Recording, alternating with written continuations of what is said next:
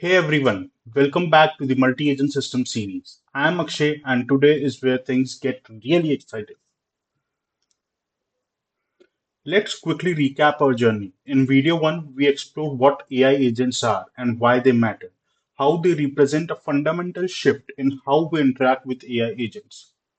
In video 2, we built 4 working agents from scratch. You learned about agent structure, how to write effective instructions, and the impact of temperature settings.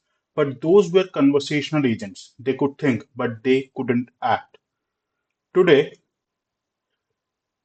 we are adding the missing piece. We are going to transform agents from talkers into doers. We are giving them real world capabilities. You will learn to build practical, useful systems that can interact with APIs, perform calculations, and manage files. In the next 10 minutes, we will be building 5 powerful agents. First, a calculator agent with a deep dive into how tools fundamentally work. Second, a weather agent that will connect to APIs and will fetch real time data. Third, time agent that will handle time zones and date time operations. Fourth, personal assistant that combines multiple tools and chooses intelligently. Fifth, file assistant.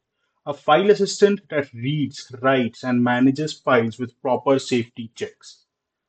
These aren't toy examples, these are real implementations that show you production ready patterns. So, we'll open the code editor and we'll get hands on. But before that, let's see some more concepts. All right. So, first things first, what are tools in the context of AI agents? Tools are functions your agents can call. That's it. Simple concept, massive implications. Think of it this way, without tools, an agent can only generate text responses. It's like having a really smart advisor who can only talk to you. With tools, your agent can perform calculations, fetch data, modify files, send emails, query database, interact with any service you can imagine. Look at these examples. Calculations perform mass operations with precision. API requests fetch real-time data.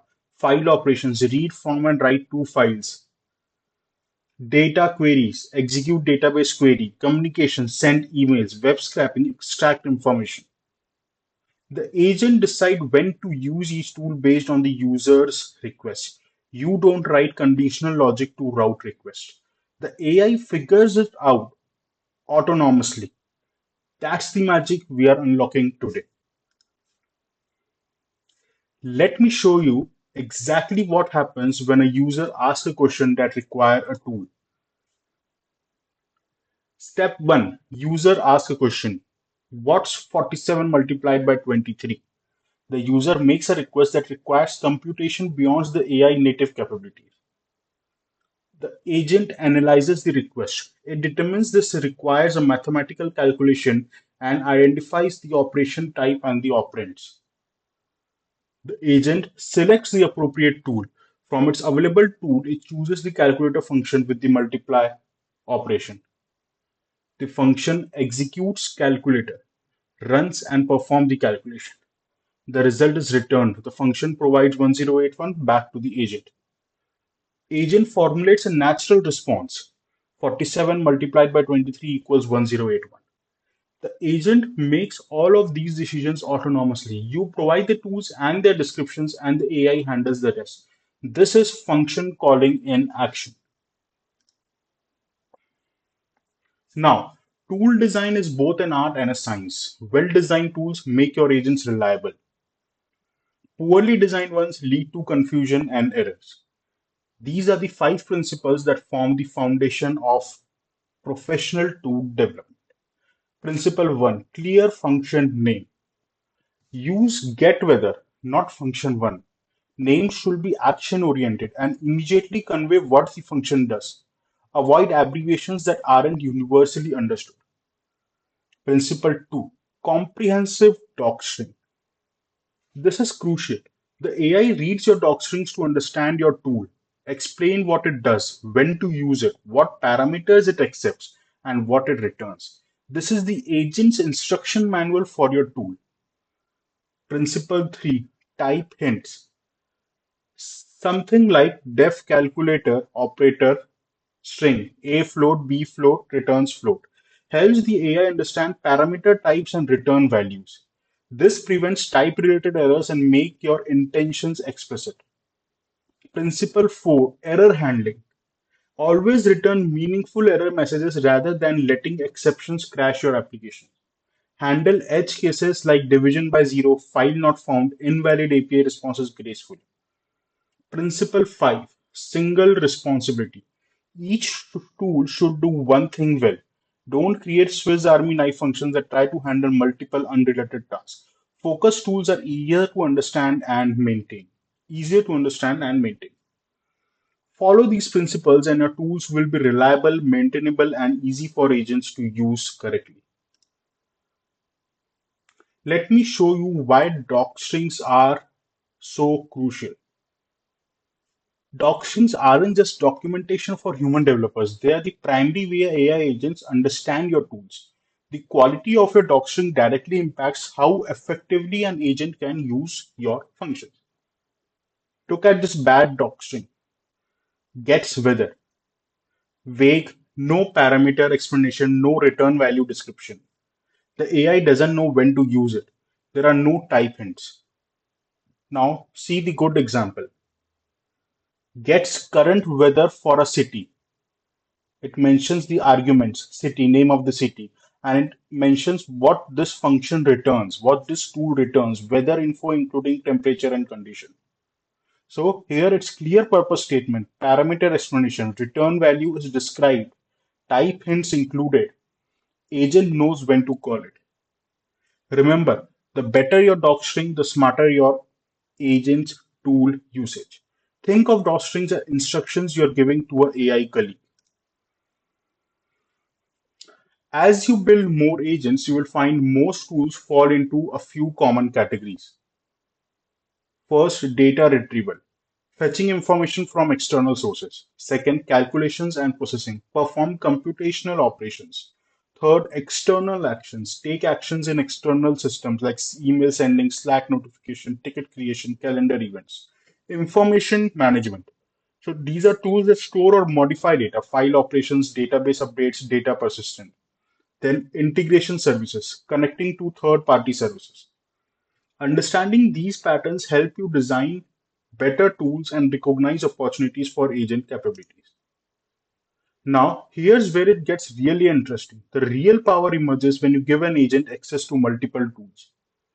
Imagine you give an agent five tools: calculator, weather, checker, time getter, file reader, and web scraper. User asks, what's the weather in London? The agent will select get weather tool. It recognizes this as a weather query and chooses the appropriate tool. We'll see that in action very soon. Then, suppose the user asks, what time is it in Tokyo? The agent selects the get current time tool. The time related query activates the time tool with the correct time zone. So you define the capabilities, the AI handles the orchestration. This pattern scales beautifully.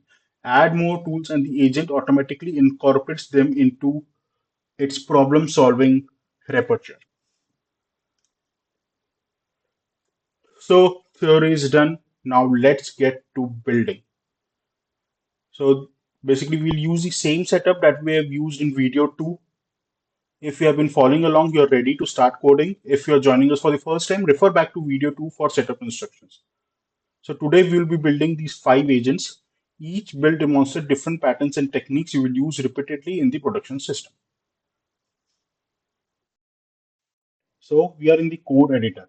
Let me show you my project folder from video 3. Everything's still set up and ready to go. So let's start with the calculator agent. Create a new file, calculatordetail.py. So this time we are doing a deep dive into every aspect of the tool design. So first we'll import the agent class, we'll load the env, and then let's start defining the calculator tool. So look at this function signature. Clear name, type hints on every parameter, operation is a string, A and B are floats and in returns a float. Now, the doc string. This is where we teach the AI about our tool. So we have given what exactly this function or tool is used for, the arguments that this tool needs, and what it actually returns. See how detailed this is. We are telling the agent exactly what operations are available, what each parameter means, and what comes back. This is critical. Now, the implementation. So if operator equal to add, will return a plus b, subtract a minus b, multiply a into b, divide. Now here, so this is where error handling comes in. So here we have two error cases, division by zero and invalid operation. We are not letting this crash. We are returning helpful error messages. Now, let's create the agent. Let's give it a name. Let's mention the model and let's give it some instructions. So you are a helpful math assistant. Use the calculator tool for mathematical operations.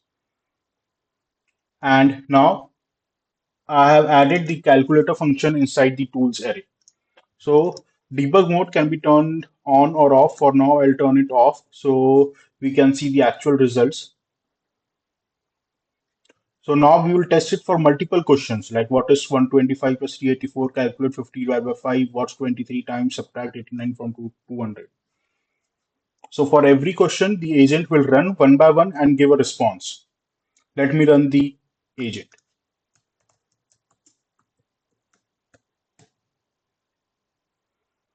Mass agent with calculator tool, what is 125 plus 384?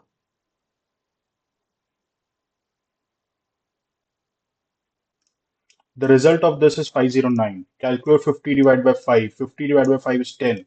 So it goes one by one and runs it. Now let me turn on the debug mode and we'll see how actually it calls the tools. So see, it's calling the tool operator add 125 plus 384 when the input was what is 125 plus 384. So it determined itself the operation and the variables. So for each question, it's calling the calculator with the right operation and the right numbers. So it has answered all the four questions correctly, choosing the right operation each time. So the agent understood subtract 89 from 200 means 200 minus 89, not the other way around. This is function calling in action. Okay, so now let's move on to our next agent, the weather agent. So create a new file, weather agent. I already have the code. So I'll explain the things one by one. Same, we'll import the agent class, we'll import the envs, and then we'll create a get weather function. Here we have created a detailed docstring that mentions what actually this function does, what are the arguments, and what does it return. So for the demo, I'm using mock data because I don't want to require you to sign up for a weather API just to learn, but the pattern is exactly the same for real APIs. So here you can just call any weather API available publicly and the results will be same.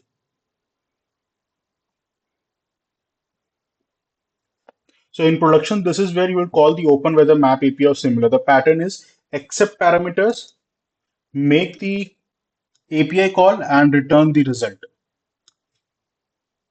Now, let's create an agent. We'll give it a name, write the model, and we'll write the instructions.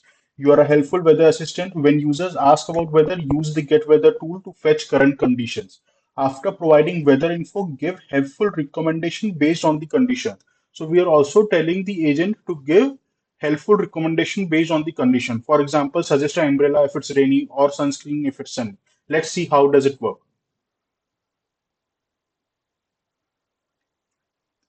So I'll first turn off the debug mode. And we have asked three queries. What's the weather like in London? Should I bring an umbrella? Is it hot in Mumbai right now? So let me run the second weather agent. So what's the weather like in London?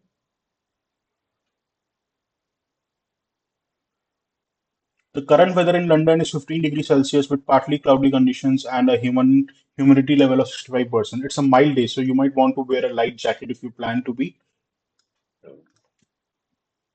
outside. So see, it's giving us recommendation.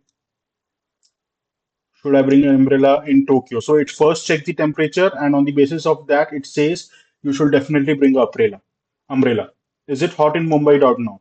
The current temperature, the conditions are hot and humid with the humidity level 85%. So it is giving some recommendations. Sorry. So this is the actual API integration in action. So here we have the mock data, but you can implement the actual API code and see how it works. Okay, now let's move on to our third agent, the time agent. Create a time tool. So here same, we'll import the agent class, we'll import the .env, we'll create a tool get current time, get the current time specific time zone, we'll mention what are the arguments, what it will return. And see here, this is the main thing that I want you to understand, the error handling. If someone passes an invalid time zone, we don't crash. We return UTC time with a message explaining what happened. So this is the main thing you need to learn. In function calling, we need to handle the error so the agent understand if something out of the context data is given to the tool. Now we will create an instance of an agent. We'll give it a name. We'll give it a model, instructions. You're a helpful time assistant. Use the get current time tool to tell users what time it is in different time zones. Be helpful and provide context about time zones when relevant. Now let us ask what time is it in New York? What's the current time in Tokyo? Tell me the time in London. I'll turn off the debug mode for now. So let me run this. So what time is it in New York? The current time in New York is this. If you need the time in other location, feel free to ask. What's the current time in Tokyo? Tell me the time in London. So there we go. Current time in Tokyo with the time zone. This pattern works for any time zone in the world. Okay, now let's move to agent 4, the personal assistant agent. We'll be combining multiple tools into a single agent. So here we have imported the agent, imported the env. Now we have used the same functions that we did in our previous agents, the calculator, the get weather, and the get current time. So to a single agent, we'll give access to all these three tools. So the agent have all these three tools.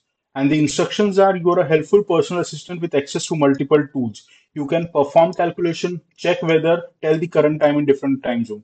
Choose the appropriate tool based on what the user asks. Be friendly, helpful, and provide complete answers. Three tools in the tool list. The agent now has three capabilities. So let's test with a complex question. What's the weather in London and what's the time is it there? So for this, it will need to call two tools, the get weather and also the get time tool. So let's see, does it work or not? So I'll turn off the debug mode for now. Okay, let me turn on this and let's see how it's working. For now, let me, okay, I'll comment Python 304 first. Okay. See, what's the weather in London and what time is it there? So it's calling two tool calls, get weather and get current time. So from the user's request, it first analyze what tools to call and then it called those tools with appropriate parameters. See the response. The current weather in London is 15 degree and partly cloudy. The time there is, if you need any more information, feel free to ask.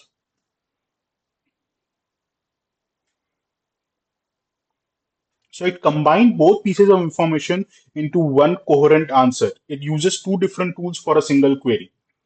This is intelligent tool selection. The agent figured out it needed both weather and time information, called both tools, and synthesized the results. This is the power of multi-tool agents. So here we have already, I have also written the code for interactive mode. Once it answers the question, the interactive mode will start. So you can ask anything and then see how it responds. So try it yourself. I will recommend it to try it yourself, please. Okay, now let's move on to the file operation agent, the file assistant agent.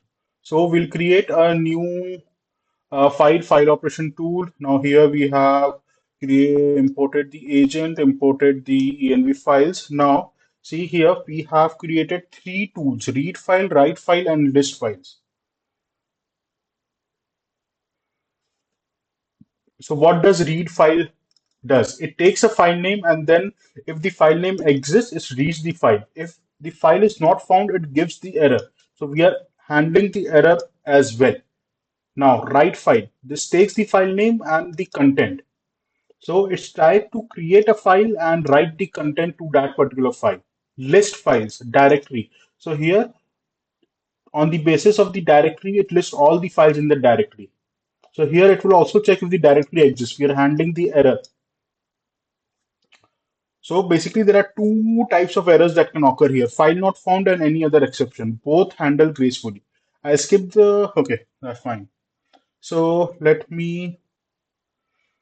Uh, this is the sample file that will get created. It's already there, I guess. Okay. So let me uncomment this code. Okay. So now here we have the agent. We have given the instructions. You're a helpful file management assistant. You can read files, write files, list files in directory. Be careful with file operations and always confirm what you're doing. Provide clear feedback about operation performance. So let's ask these three questions. List all files in the current directory. So it will should list all the files here. Read the contents of sample.txt. So it should read the contents of this file. And then create a new file called test.txt with the content hello world. So let's see if it's doing it or not. So let me turn on the debug mode. It's already turned on. Let me run it. Python 3.0.6.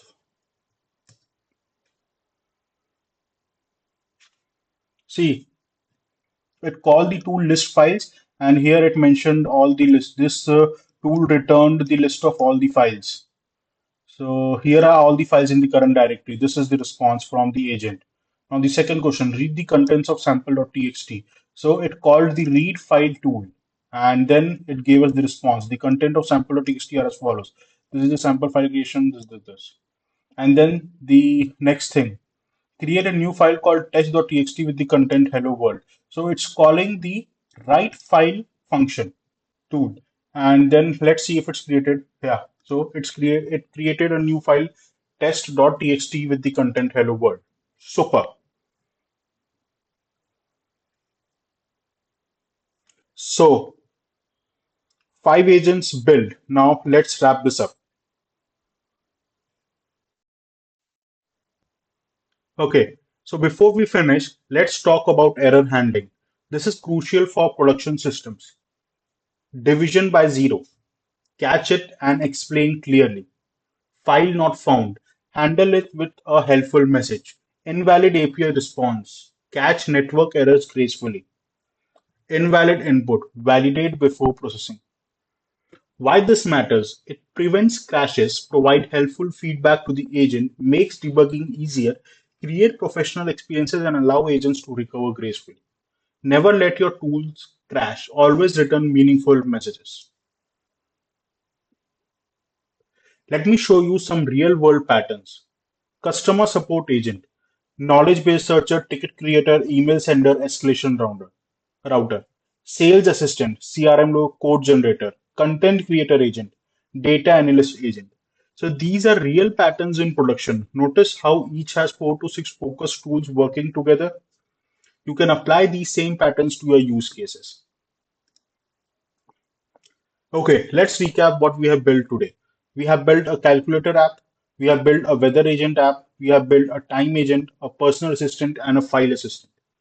You now know how to design effective tools, write great docstrings, handle error properly, combine multiple tools, and build agents that take real actions. So, five core concepts to remember. Number one, tools transform agents from conversation to action. This is where they become truly useful. Docstrings are crucial. The AI reads them, invests time in writing clear docstrings.